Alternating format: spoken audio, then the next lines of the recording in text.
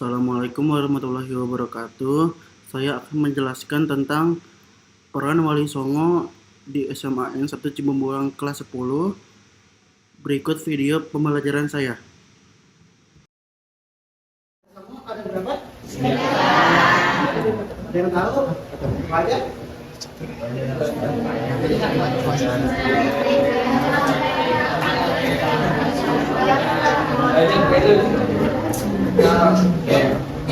Nah, di sini itu ada peran Wali Songo. Nah, itu perannya dalam penyebaran Islam di Indonesia. Nah, itu metodenya. Bagaimana sih Wali Songo itu menyebarkan Islam? Nah, di sini tujuan pembelajaran yang pertama itu ada menganalisis peran tokoh ulama Islam di Indonesia dalam menyebarkan ajaran Islam. Terus yang kedua itu ada mempresentasikan paparan mengenai sejarah perjuangan metode dakwah Wali Songo di Indonesia yang dilakukan secara damai. Terus yang ketiga itu ada meyakini metode dakwah yang modern di Al-Hikmah dalam adalah kesana adalah perintah Allah Subhanahu wa taala. Terus yang keempat itu ada membiasakan sikap kesederhanaan, tekun dan kesungguhan dalam mencari ilmu dan semangat menghargai ada perbedaan keyakinan orang lain. Nah, di situ ada dalil dalam dakwah, ada yang bisa baca? Coba dibaca.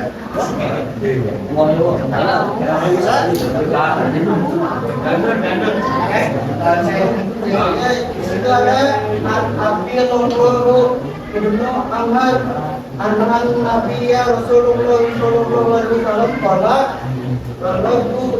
ani walau ayat. Nah, artinya itu dari Abdullah bin Ahmad Rasulullah Sallallahu Alaihi Wasallam bersabda, sampaikanlah dariku walau satu ayat. Hadis riwayat Bukhari. Di sini ada yang bisa baca juga. Yang bisa? Ini secara saja kayak ahli saja.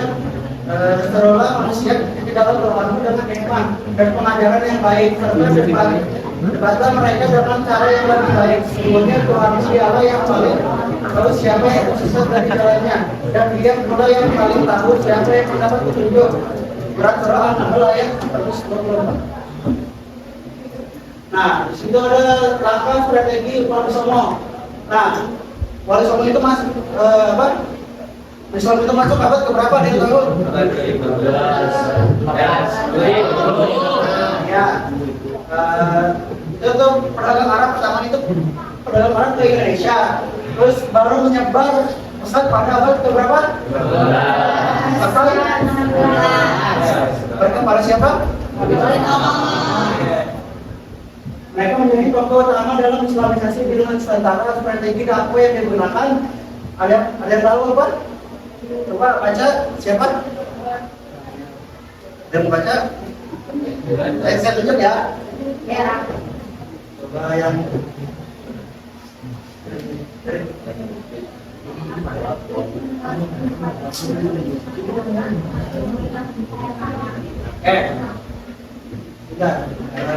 ya, itu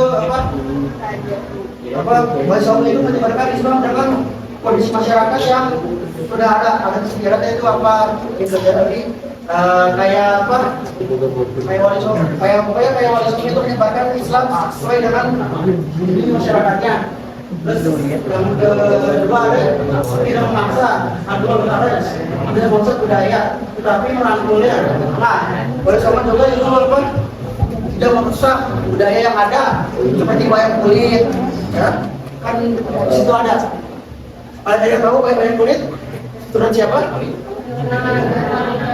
Nah ya, menjaga. Kemudian dakwah dilakukan secara bijak, damai dan menyesuaikan budaya sehingga Islam diterima tanpa konflik. Oke.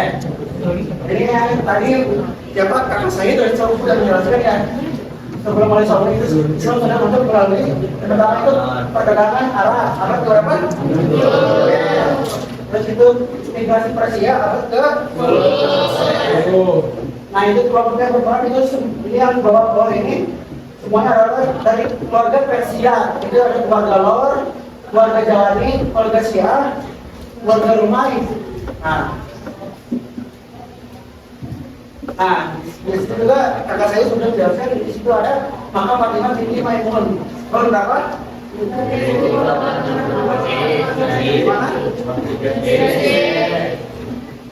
Nah itu bukti kalau di sekolah keberadaan Islam. Nah itu apa? Maka Fatimah itu apa? Bukti atau biologis tertua. Terus itu ada pengaruh Persia, penyebaran Islam awal. Itu awal berlangsung lambat. Jadi itu pertama Islam masuk lambat tuh. Awal berapa?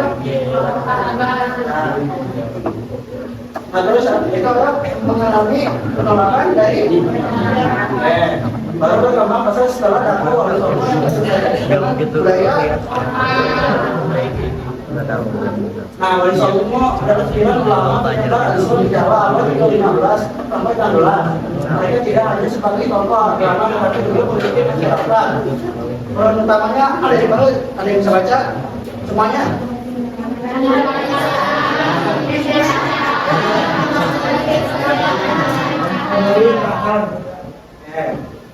Pertama itu yang utama itu udah pasti menyebarkan Islam, terus membimbing masyarakat bagaimana Islam itu bagaimana Islam itu baik, gimana disebarkannya, terus ada mempengaruhi sosial dan pemerintahan. Dan itu wali songo juga mempengaruhi sosial dan pemerintahan yang ada di Jawa seperti kerajaan apa? Ada yang tahu? Kerajaan Demak, tahu?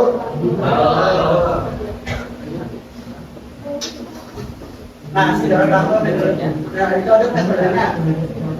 Yang pertama itu menggunakan budaya lokal, yang sebetulnya ada wayang, gamelan kan. Terus yang kedua ada mengistilahkan nilai Islam tanpa menghilangkan tradisi ini. Nah di situ itu bersama juga mengistilahkan nilai Islam tanpa menghilangkan tradisi yang ada. Terus nilai dakwahnya ada di mana? Aja coba.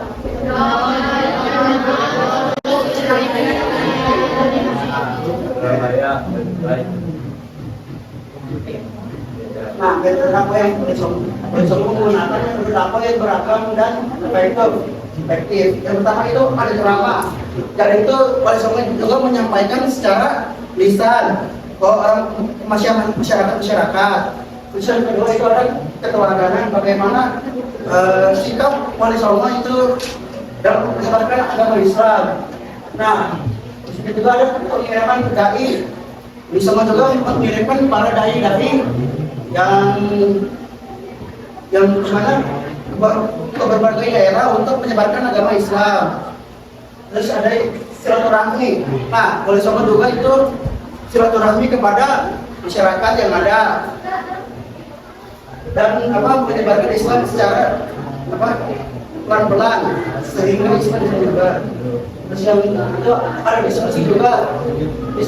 Diskusi itu ada kayak wali songo dan masyarakat itu berdiskusi tentang kayak Islam itu bagaimana Islam bertoleransi dengan agama lain itu.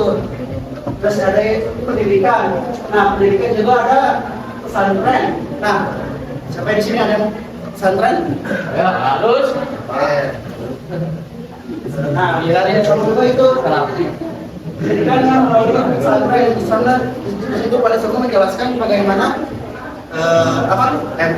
kayak pendidikan anak-anak masuk ke pesantren, terus mereka diajarkan tentang Islam gitu. Terus yang terakhir ada kesenian. Nah, ada wayang sama gamelan. Gamelan itu ada yang terus benar apa?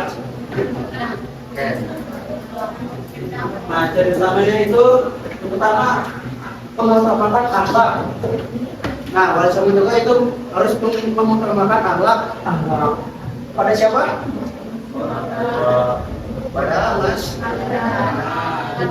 Terus ada penggunaan pendekatan budaya. Nah, sama tuh pendekatan budaya kayak wayang kulit, gamelan itu. Di situ wali songo menggunakan budaya itu untuk belajar tentang apa Islam melalui pelajaran gamelan. Dan terakhir ada tidak memaksa. Nah, Islam itu juga sama, tidak boleh memaksakan orang untuk masuk. Nah, di sini orang oleh Allah tidak memaksa orang-orang untuk masuk Islam. Cara pemikiran dipengaruhi. Nah, oleh Allah juga secara pemikiran dipengaruhi oleh Isma dan ajaran Al-Ghazali. Nah, dapat penerapan sikap oleh Allah seperti toleransi terhadap budaya berdakwah dengan bijaksana, sabar dan tidak memaksa. Ini ada terdapat penerapan sikap oleh Allah seperti toleransi terhadap budaya. Terus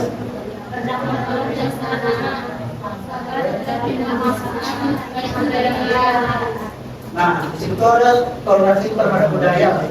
Kalau ada juga toleransi terhadap budaya. Ada yang tahu Sunan Kudus? Menara Masjid Sunan Kudus tahu? Menara Kudus. Nah, itu kan menaranya apa? Berbentuk apa? Ada yang tahu? Wayang. Menara Apple. Lebih tahu? Nah, ya candi. Nah, itu hari itu kalau Sunan Kudus itu apa? Kalau toleransi terhadap budaya yang ada, itu kan hari itu dari budaya apa? Nah, ya. Kalau juga bahkan ada Sunan Kudus itu kalau nggak salah melarang penyembelihan sapi di daerah Kudus. Kita tidak melakukan apa?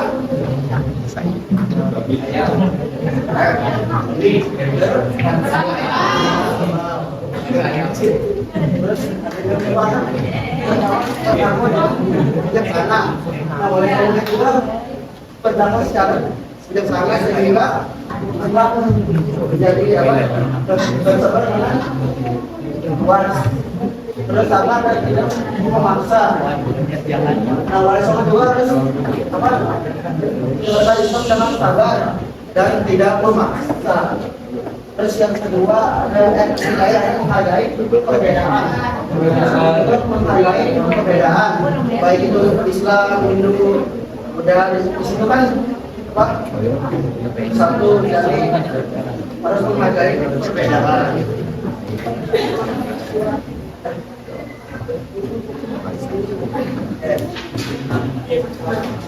Islam masuk ke sebenarnya Islam masuk ke Indonesia sejak abad pada masyarakat. Mereka berhasil menyebarkan Islam dengan cara damai, tahan dan menyelesaikan dari lokal tanpa paksaan. Berdasarkan keberhasilan dilakukan, mereka terletak pada sikap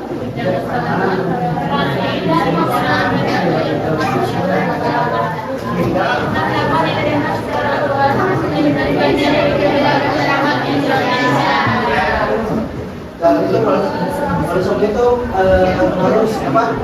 Memiliki sifat yang toleransi terhadap sesama, menjaga sesama, secara damai, ya.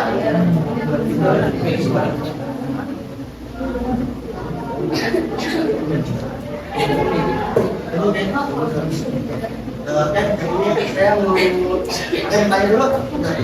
Yang mana? Cukup ya. Tidak ada apa-apa.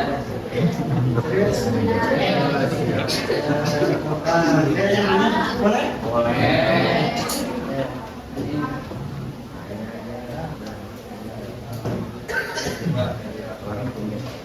Yang tahu ada orang itu ya, ada orang ya. Nah, bagaimana sih walau seorang itu sudah ada Islam? Tangan. Bagaimana ibu Walau orang Islam? Caranya, ini bedanya.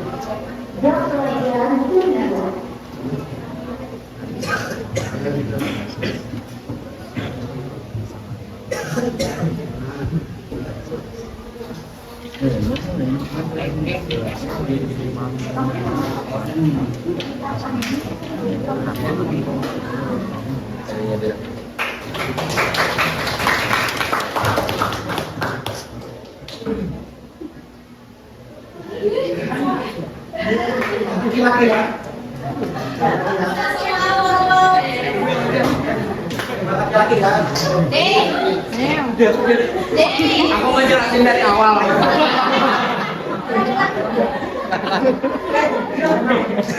Tiba-tiba nih.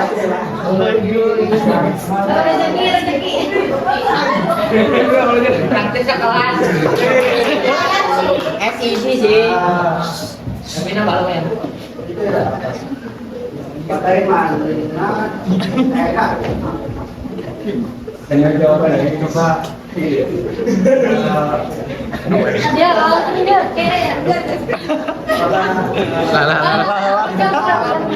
Salah belum jawab.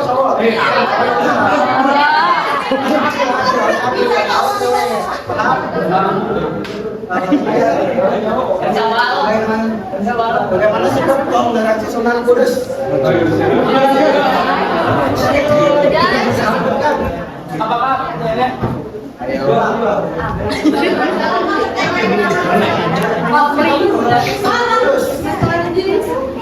Aji ngapain Aji?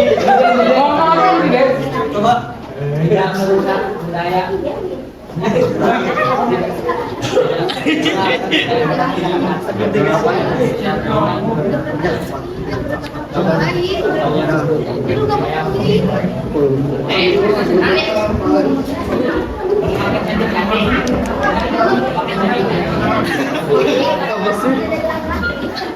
Bagaimana yang lain?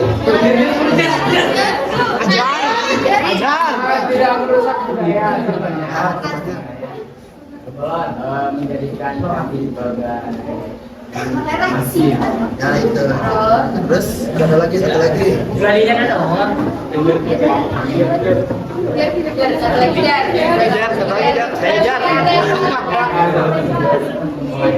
Sapi jadi kerbau.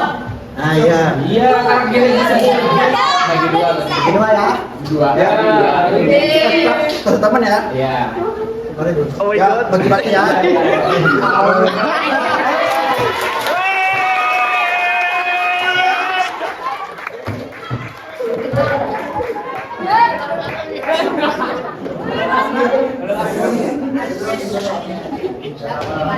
Kurang lebihnya mohon maaf. Apabila ada kesalahan. Terima kasih. Assalamualaikum warahmatullahi wabarakatuh.